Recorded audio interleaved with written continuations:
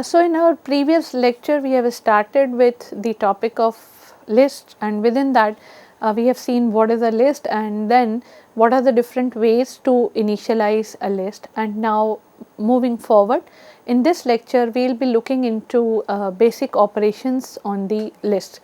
So in order to give you a quick recap of lists, basically lists are nothing but the sequence containers available as the part of a standard template library, which allows non-continuous memory allocation. So the memory allocation in list is basically non-continuous, and normally when we are talking about a list, that means we are actually implementing a doubly linked list.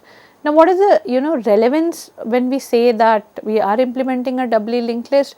That means within a list we can move forward with the help of the different pointers which are already there, or we can even move backward also, because we are implementing a doubly linked list.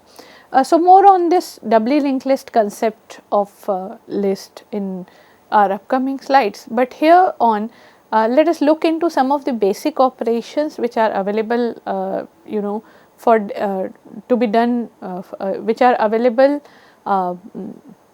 as various some basic operations which are available to be performed on the list. So the list of these basic operation is given on the screen, but this list is actually non exhaustive. There are so many other operations which can be performed on list, and I will be covering them as and when required. So presently the list contains as front, back, then push front, which is push underscore front, then pop underscore front, then pop underscore back, then we have insert, then we have size, begin and end. All these basic operations we need to cover, but today in this lecture, looking at the paucity of time, I will be trying to cover kind of maximum. So let us begin with the first basic operation, which is front. So basically it is a built-in function, and now it is kind of very well understood that this front is basically a built-in function in this C++ STL. Now what this function is doing, it is actually kind of returning a reference to the first element in a list container. So for example, the syntax is list underscore name. So let us say we have L1 as the list. So let us say we say L1 dot front, then it will return a reference to the first element in the list L1. Then this function does not accept any parameter, because we are qualifying it with the name of the list by using the dot operator, and it simply returns a reference to the first element in the list container. So this is your actually kind of front function. When we talk about the return value is the reference to the first element, no parameter accepted, but a situation which is to be considered here is what will happen if you are going to use this front with an empty list container. So for example, your list is not containing any element, let us say that is L1, and that L1 is kind of we can say empty, and you are executing this L1 dot front.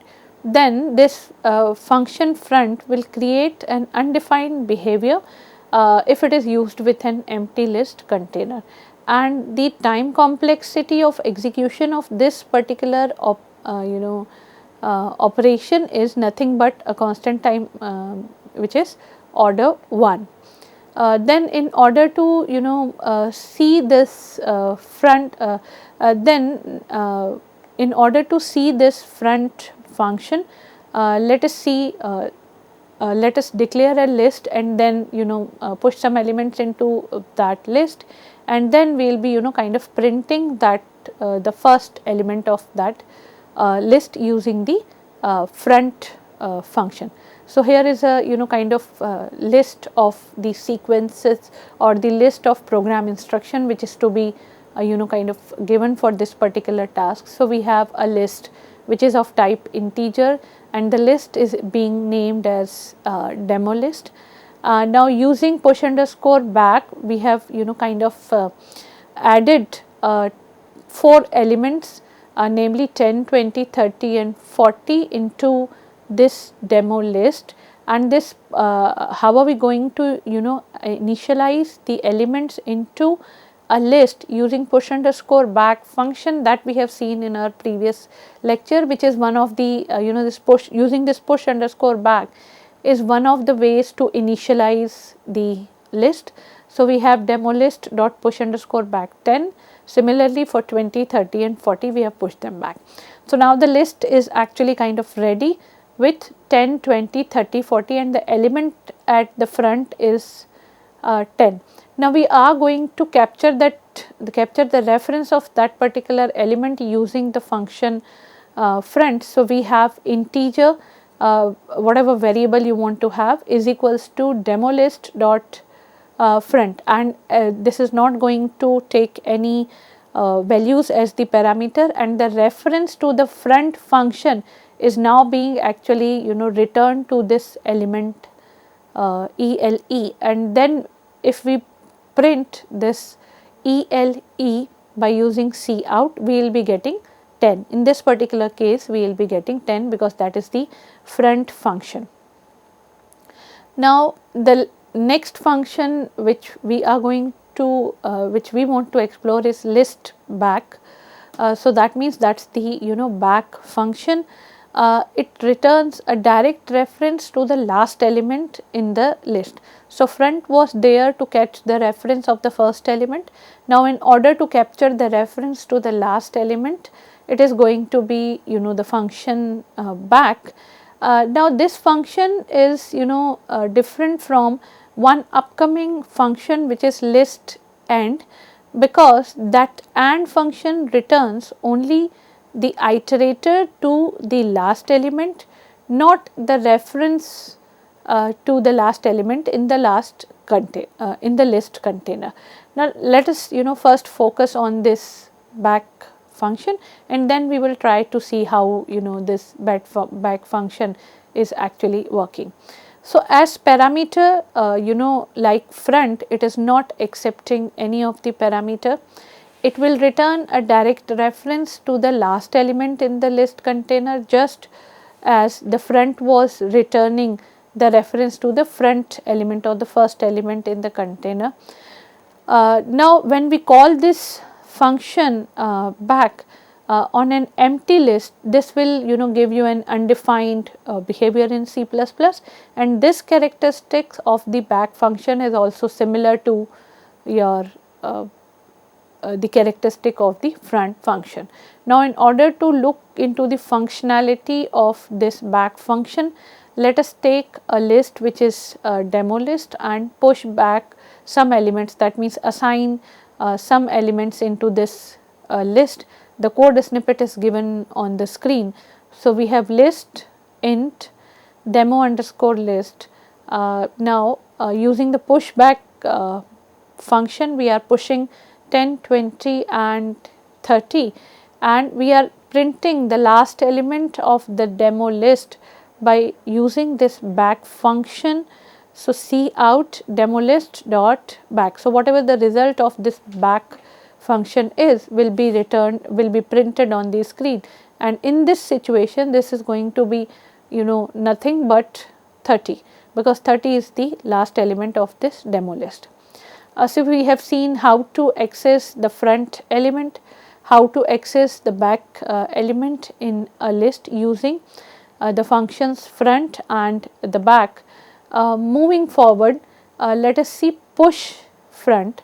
So, this push front, again it is a built-in function used to insert an element at the front of the list just before the current top element. So, we have some current top element, and before that if we want to kind of insert some element, we will be using push front, and this function not only inserts one element into the list, this will also increase the size of the container by 1, which is kind of a mandatory requirement if you are moving further in the direction of increasing the size by inserting one new element.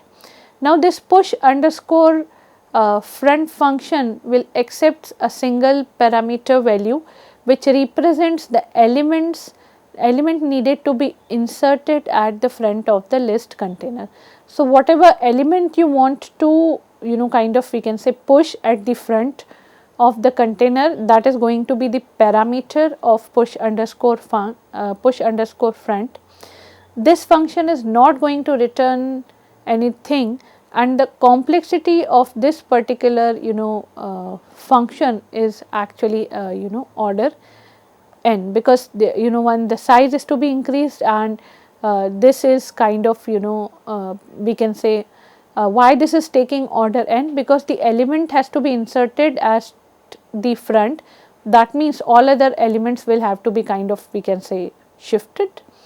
So in order to understand the kind of functionality, we have taken one more code snippet which says list integer. We have taken a demo list pushing back 4 elements 10, 20, 30, 40. Then we have printed one initial list by using the iterator itr, starting from begin to end. Every time we are kind of incrementing this itr and printing all the elements of initial list. So this is going to give us nothing but 10, 20, 30, 40. Moving forward, we are going to add kind of we are going to add one particular element at the front of list using push underscore front. So that says demo list dot push underscore front 5, and after adding this element 5 to the front, if we are going to print the list elements of the list again using the similar functionality of iterator, that is itr is equals to demo list dot begin to kind of demo list dot end, we are going to use itr plus plus and we will be printing itr. So the earlier list was 10, 20, 30, 40, and now the new list or the list which will be kind of printed after this push front execution will be 5, 10, 20, 30, 40. So this 5 is actually we can say it is inserted at the kind of front of your list. So till this point we have covered some of the basic operations which include your push front, then apart from that include the function front, that includes the function back also. Moving forward in this row, we are going to kind of use we are going to demonstrate one more function which is known as push. That function is known as kind of push back.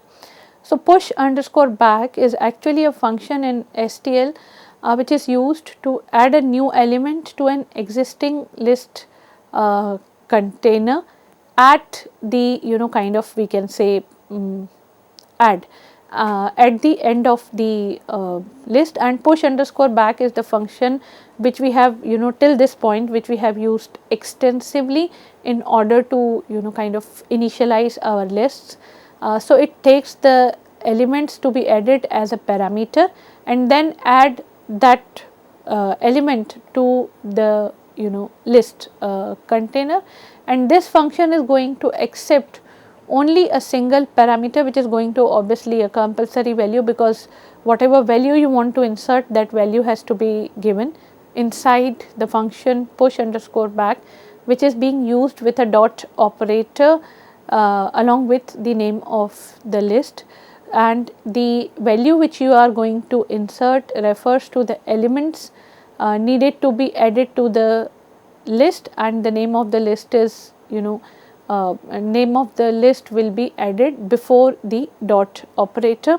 As far as return value is concerned, the return type of this function is void and it does not return any value, but the complexity is order 1. Now just kind of compare the complexity of push front and push back. push front was an kind of order n operation, while your push back is order 1 operation. Why? Because in case of push front, if we are pushing any element at the front, all other elements are to be moved backward by one position. So, that is why that complexity is there. And then here we have a code snippet which is kind of initializing, which is declaring a demo list and printing the initial size of the list by using the function size. In order to use the function size, we will be printing demo underscore list dot size. The size will be printed here. The initial size of the list is actually kind of, we can say, 0, because we have not included any of the elements. Then in order to add elements to the list, we are using this pushback function, which is 10, 20 and 30. And if we print the size of the list after adding these 3 elements by using demo underscore list dot size function, this is going to give us 3. So, earlier 0, then we have kind of pushed back 3 elements, and then the size is 3. Now, this is kind of, we can say, a very simple thing in order to kind of implement. If we can see, it is just you will be printing size, then pushing back some elements, trying to print size again, so that the difference is to be kind of very clear. Now, after this push underscore back, the next function which is coming up is pop underscore front. So, this list pop underscore front is a built-in function in C++ STL, which is used to remove an element from the front of the list container. So, the name itself is giving the utility, or itself is describing the utility of this function, that is popping out value. Popping is just taking out the value, and the direction or the iterator here, it is given as the kind of, or the side which we are talking about is front. So, this function also decreases the size of the container by 1 as it deletes the elements from the front of the list. So, one element is being deleted, then obviously the size is going to be reduced. Now, what is going to be the syntax? Syntax is shown here on the screen, which says list underscore name, whatever list you are going to delete the front element of. So, that list underscore name dot pop underscore front, and within the bracket there are no parameters, because parameters are actually not required. The list on which we are working is being given as the prefix of the dot operator, and the front value is kind of taken out. So, no parameters are required. So, the function does not accept any parameter, and this function neither accepts the parameter nor kind of return anything. Now, in order to see how are we going to use this function, we are going to take same list which we have taken for so many programs in this, so many code snippets in this lecture. So, we have a list of integer named as demo list, and we are adding elements to the list using push underscore back. So, we have added 4 elements 10, 20, 30, 40, and this is kind of a I can say very familiar code snippet by now. And in order to kind of print the elements of the initial list, we are using one iterator starting from demo list dot begin to it will go till iterator is not equals to demo list dot end, and every time this iterator is kind of getting incremented, you need to print asterisk iterator. So, that means the reference to this iterator is going to be printed. So, initial list which is comprising of 10, 20, 30 and 40 will be kind of printed. Now, next we want to kind of remove an element from the front of the list, and the function which we are doing which we are learning right now is pop underscore front.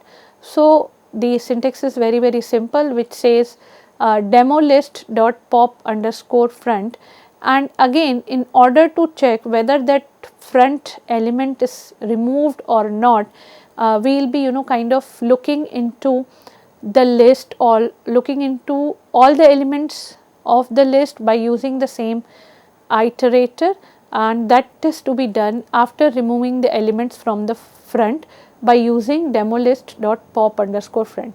So, we have used the initially we have taken an empty list, we have pushed back 4 values, then after pushing back 4 values we have checked the initial list with the help of an or we have printed the elements of the initial list by with the help of an iterator.